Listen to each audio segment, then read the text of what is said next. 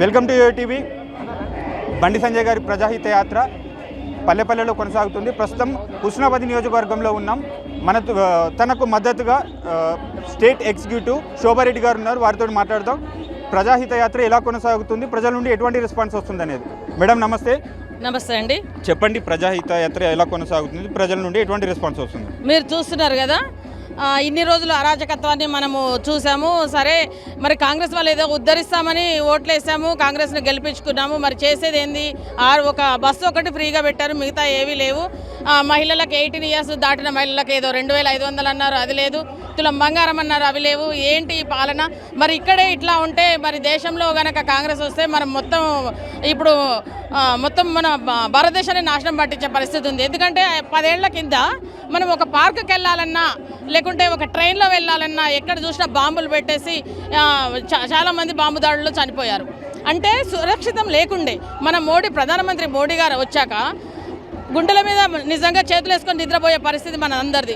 దేశ సరిహద్దుల దగ్గర నుంచి మన ఇంటి వరకు సురక్షితం చేశారు. అలాంటి సురక్షితమైన పాలనలో మనము సుఖంగా ఉండాలి. అలాంటి ప్రభుత్వమే అందరు కావాలని కోరుకుంటున్నారు. ఇంకోటి ఏంటంటే, ప్రతి ఒక్క కుటుంబము ఆర్థికంగా నిలదొక్కుకోవాలి. తద్వారా సమాజము, తద్వారా మన రాష్ట్రము, దేశం కూడా అభివృద్ధి చెందాలని మోడీ గారు భావిస్తున్నారు. దానికోసము మన దేశం నుండి పిల్లలు అమెరికా, ఆస్ట్రేలియా వెళ్ళాల్సిన అవసరం లేదు. అక్కడ వాళ్ళే మన దగ్గరకు వచ్చి వాళ్ళు మన దగ్గర ఉద్యోగాలు చేసే దిశగా, అంటే ఇప్పుడు డ్వాక్రా మహిళలు ఉన్నారనుకోండి, వాళ్ళకి లోన్లు ఇస్తున్నాము. 10 లక్షల నుంచి 20 లక్షల వరకు ఒక్కొక్క గ్రూప్కి లోన్లు ఇస్తున్నారు. అది పెంచే యోచనలో. అంటే ఒక కుటుంబము చైనా లాగా ప్రతి ఒక్క కుటుంబము మనము స్మాల్ స్కేల్ ఇండస్ట్రీ అంటే కుటీర పరిశ్రమను పెట్టుకుంటారనమాట. ఆ కుటీర పరిశ్రమ పెట్టుకొని నలుగురికి ఉపాధి ఇస్తూ ఆ కుటుంబం అభివృద్ధి చెందుతూ తద్వారా నలుగురికి ఉపాధి ఇస్తారు. దాని ద్వారా దేశము ఆర్థికంగా పురోగతి చెందుతుంది. దాని ద్వారా సుభిక్షం అవుతుంది. మరి 5వ స్థానంలో ఉన్నది మనం ప్రధానమంత్రి గారు మన భారతదేశానికి 1వ స్థానంలోకి తేవాలని నిశ్చయించుకున్నారు, ప్రయత్నం కూడా చేస్తున్నారు. అలాంటి ప్రభుత్వం కావాలని ప్రజలందరూ కోరుకుంటున్నారు. ఎవరిని చూసినా గల్లీలో ఎవరున్నా సరే ఢిల్లీలో మాత్రం మోడీ గారే ఉండాలని గంటపదంగా నొక్కి వక్కానిస్తున్నారు. అంటే ప్రధానంగా మధ్యతరగతి కుటుంబాలకు ఎటువంటి స్కీమ్స్ ఉన్నాయి, అవి ఎలా లాభం చేకూర్చబోతున్నాయి? ఇప్పుడు మన డ్వాక్రా మహిళలకి కానీ ఇప్పుడు ఏమంటారు, విశ్వకర్మ యోజన ఉంది కదండి, అది కులాలతో సంబంధం లేదు. మన వృత్తులుంటే చాలు. మన దర్జీ, నేత, కమ్మరి, కుమ్మరి, వడ్రంగి అట్లాంటి 18 రకాల చేతి వృత్తుల వాళ్ళకి ఒక 10 రోజులు అంటే 7 డేస్ నుంచి 15 డేస్ వరకు ట్రైనింగ్ పీరియడ్ ఇస్తున్నారు మన కేంద్ర ప్రభుత్వం నుంచి. ఇచ్చి ఆ టైంలో 500 రూపాయలు, రోజు 500 రూపాయలు. దూరం ప్రాంతంలో ఉంటే అకామిడేషన్, ఫుడ్ అంతా, భోజనం అంతా ఫ్రీ.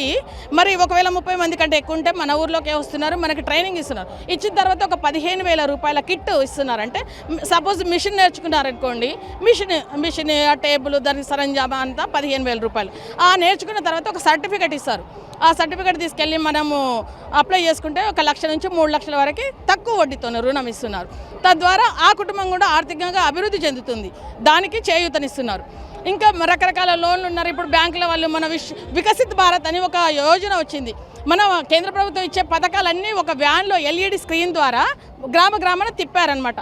ఆ గ్రామాన తిప్పడం నేపథ్యంలో అందరికీ తెలిసింది, అరే కేంద్ర ప్రభుత్వం ఇన్ని పథకాలు ఇస్తుందా, మరి మనమేమి యూజ్ చేసుకుంటున్నాం అంటే, ఇప్పటి వరకు ఉన్న రాష్ట్ర ప్రభుత్వము ఆ కరోనా టైం నుంచి ఇచ్చిన ఫ్రీ 5 కేజీల మనిషికి 5 కేజీల బియ్యం ఇచ్చిన దాన్ని కూడా చెప్పలేకపోయింది. అంటే రాష్ట్ర ప్రభుత్వం మేమే ఇచ్చినామని ప్రచారం చేసుకుంది. అంటే ఎక్కడ మోడీ బొమ్మ లేదు కాబట్టి ప్రజల్లో కూడా అవేర్నెస్ లేదు. ఈ మధ్యలో అందరికీ తెలిసిపోయింది, అరే ఇది కేంద్ర ప్రభుత్వం ఇస్తుందా, ఇలాంటి పథకాలు ఇస్తున్నాయి అని వికసిత్ భారత్ యాత్ర ద్వారా అందరికీ తెలిసింది. అక్కడ లోన్లన్నీ ప్రతి ఒక్క వితౌట్ గ్యారంటీ. మనం ఒక షాప్ పెట్టుకుందాం అనుకోండి, ఆ షాప్కి మేము పెట్టుకుంటున్నాం నిజంగా అనేసి ఒక ఫార్మాట్ మనం బ్యాంక్ వాళ్ళ దగ్గరికి వెళ్తే, మీరు సరే ఫ్యాన్సీ స్టోర్ పెట్టుకుంటారా, బ్యాంక్ స్టోర్ పెట్టుకుంటారా, లేకుంటే చిన్న కుటీర పరిశ్రమ పెట్టుకుంటారా, మనం ఎంక్వైరీ చేసి మన ఇంట్రెస్ట్ బట్టి వాళ్ళు దానికి కావాల్సిన మొత్తం వివరాలు ఇస్తూ మనకి లోన్లు ఇచ్చే అవకాశం ఉంది. అది మొన్న ప్రతి ఒక్క గ్రామ పంచాయతీ నిర్వహించాయి. అదైతే కంపల్సరీ ఇస్తున్నది. ఓకే, అంటే ఈ కేంద్ర ప్రభుత్వ పథకాలను ప్రజలకు తెలియపరిచేలా ఈ వికసిత్ భారత్ కార్యక్రమం అనేది చాలా లేట్గా స్టార్ట్ చేశారు.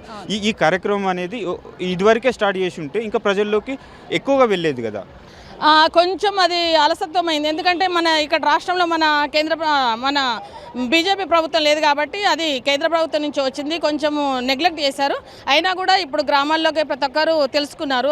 సరే లోన్లు ఇట్లా వస్తున్నాయా, ఇలాంటి అన్ని ముద్ర లోన్స్ అంటే ప్రజలందరికీ పథకాల గురించి ఎక్స్ప్లెయిన్ చేశారా? ఎక్స్ప్లెయిన్ చేసాము. ఇంకోటి డ్రోన్ దీది అనే పథకం ఉంది. అది 6 లక్షలు అంటే స్ప్రే ఒక ఎకరంలో 5 నిమిషాల్లో స్ప్రే చేస్తుందండి. నానో యూరియా ఎరువులు బస్తా అంత యూరియా ఒక బాటిల్లో వస్తుందన్నమాట. అది ఒక 5 ml వేస్తే ఒక ఎకరానికి సరిపోయేటట్టు స్ప్రే చేస్తున్నారనమాట. అలాంటి మన ఏం చేస్తున్నారంటే మన మహిళలకి 50% సబ్సిడీతో ఇస్తున్నారు. 6 లక్షల ఉన్న ఆ డ్రోన్ 3 లక్షలకు ఇస్తున్నారు. అదే బీఎస్సీ అగ్రికల్చర్ చదువుకుంటే 90% ఫ్రీతో ఇస్తున్నారు. అవన్నీ మనకి అవగాహన కల్పిస్తున్నాం. మేము కూడా స్త్రీలకి ఆ లోన్లు తీసుకుని వాళ్ళు తద్వారా అభివృద్ధి చెందేటట్టు మేము కూడా కృషి చేస్తున్నామండి. Okay, thank you ma'am. ఇది మొత్తానికి కేంద్ర ప్రభుత్వ పథకాలు పల్లె ప్రజలందరికీ చేరువయ్యాయి. ఖచ్చితంగా ఈ పథకాల ద్వారా బీజేపీకి లాభం చేకూరుతుందని స్టేట్ ఎగ్జిక్యూటివ్ శోభారెడ్డి గారు చెప్తున్నారు.